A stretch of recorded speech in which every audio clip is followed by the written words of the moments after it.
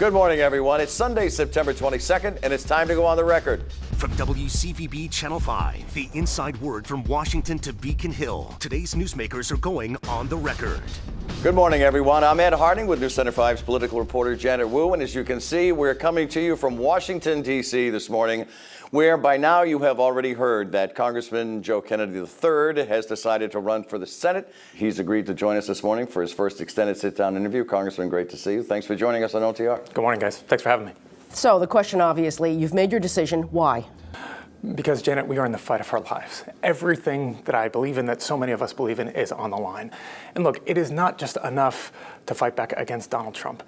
You have to, if we're going to do this right, you got to meet the broken system that actually allowed him to win in the first place. And from my perspective, it comes down to three big things. One, home.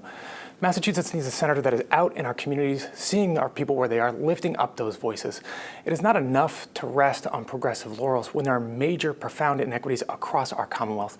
We need a senator that is there, lifting up those voices and bringing them to Washington. And Two, is the incumbent, well, I'm sorry, finish with three second, and then I'll ask you. Our policies around D.C. and how they reflect on the rest of the country.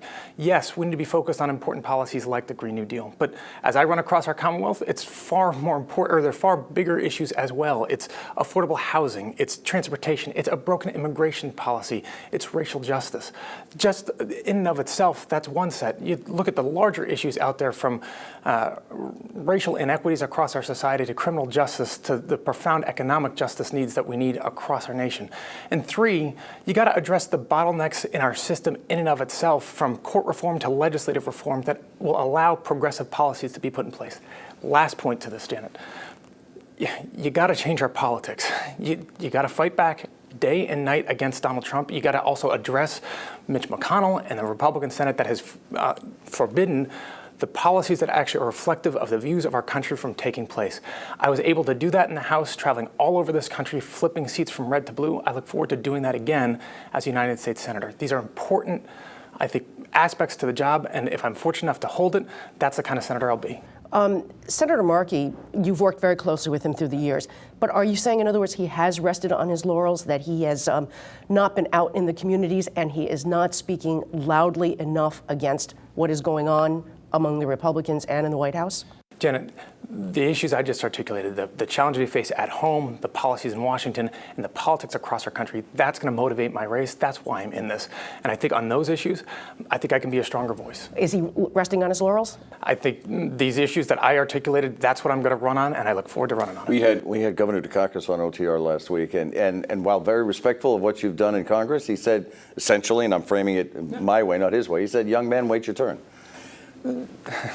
I appreciate that. I have enormous respect for Governor Dukakis and the incredible public servant he is. Now is not a time for waiting. The challenges we face as a country, telling people just, hey, hold on, they will get better.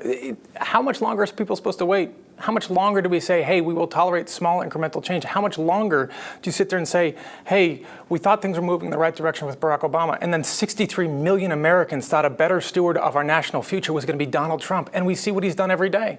And yet still people say, sit there and wait, we'll find a way to make it better. Why? You're seeing young people all across this country, and not just young people, but voices try to come out and say, it's our country too, let's take it back, let's actually move it forward the way it should move forward. And because I think I've got some ideas to do so, I'm going to jump in this race, and I sure hope a lot of other folks out there will join me. So you just went down three areas that you think are very important. Are those 1, 2, and 3 the key components of your campaign, or is there a 4, 5, and 6 that are key components of your campaign? There's an awful lot of issues that I'm sure we will get into over the course of this campaign, but as I think of the responsibilities, the basic responsibilities of a United States Senator, it is looking out for the people of Massachusetts, it's bringing their cares and concerns to Washington and fighting for policies that are going to affect them every single day, making sure that they have a seat at the table as your representative. And 3, it's making sure that our politics reflect and policies reflect the values and view of our country, where we are today and where we're going. We do not have that in our politics today, and I think I can make a contribution. But every election is about comparing two candidates. So my question to you is, Give me one vote that would be different from Ed Markey's, or something you would have done completely differently than he has, so voters can have a chance to compare between the two of you. Because a lot of people say that you're pretty much on the same side of the political spectrum. Janet, there's going to be areas where we overlap, certainly. There's an awful lot of differences, too, on structural reform issues. I don't take corporate PAC money. He does. He is not. I have called for the end of the filibuster so that you can actually implement policies like the Green New Deal. He hasn't. I've called for term limits for the Supreme Court so that you can tear down or lower the partisanship battles that we see on those confirmations. He has not. When it comes to economic justice, I've put forth an entire platform of ideas that need to, I think, take place to make sure that we restore economic justice in this country to a place where every person has a chance to succeed.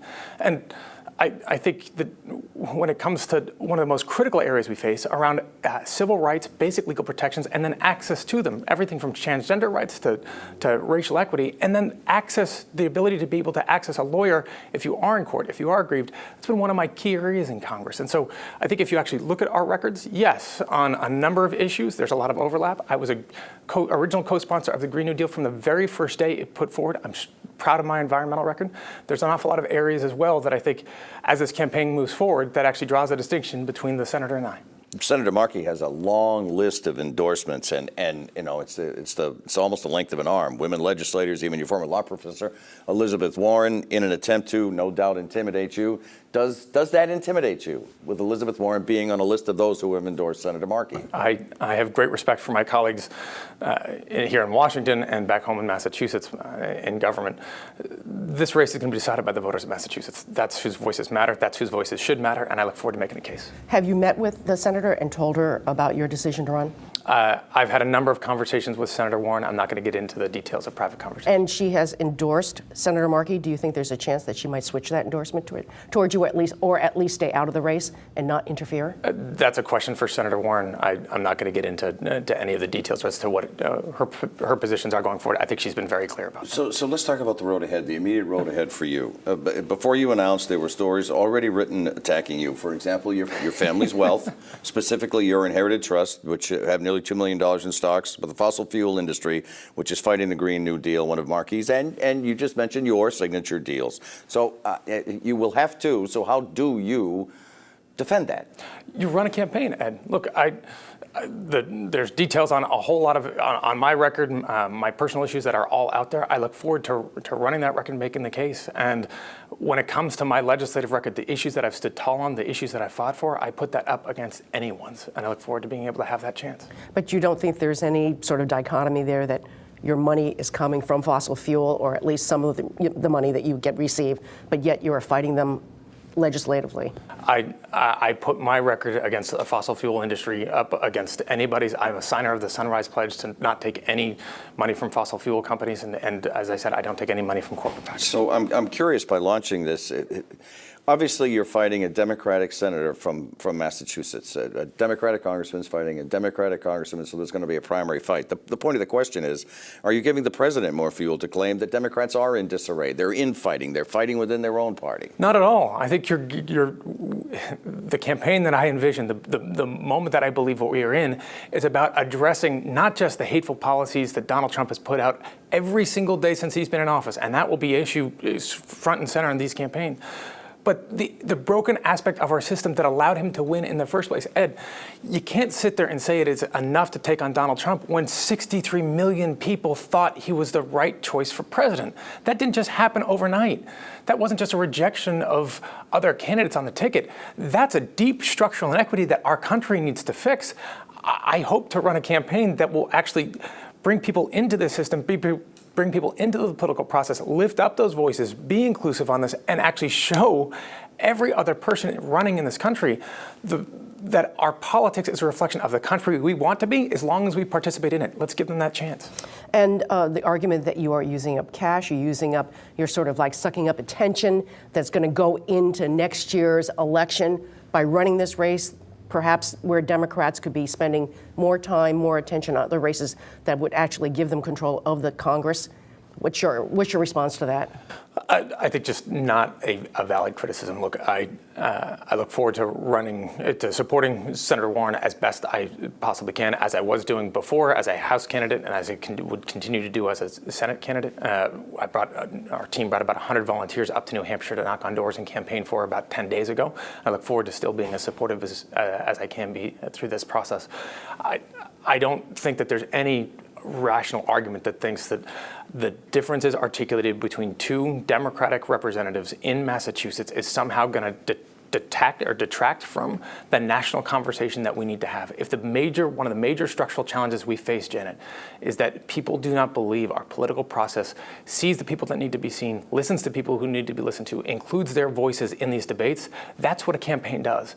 And I have a hard time understanding how people think that if I go out there to every corner of this state, make that case, try to bring them in, that is anything other than, one, what this process was actually designed to do, and two, what we should be doing in the first place. Three, how you channel that energy to go out and knock on doors from, yes, Maine, where we have an important Senate race to take back, from New Hampshire, which has important primaries, to Massachusetts and the presidential primary in March, to a campaign primary in this race in September, building to a presidential election in November. How anyone thinks that the energy that would come from this race is somehow going to detract from those efforts, come on. You had a face-to-face, a man-to-man with Senator Markey before you started on this road. I had a conversation with Senator Markey. I respect Senator Markey. He's a good man. I hope that you will appreciate that conversation is, I'm going to keep confidential. Congressman Kennedy is on the record with us right now, and we're in Washington, D.C. We'll be right back.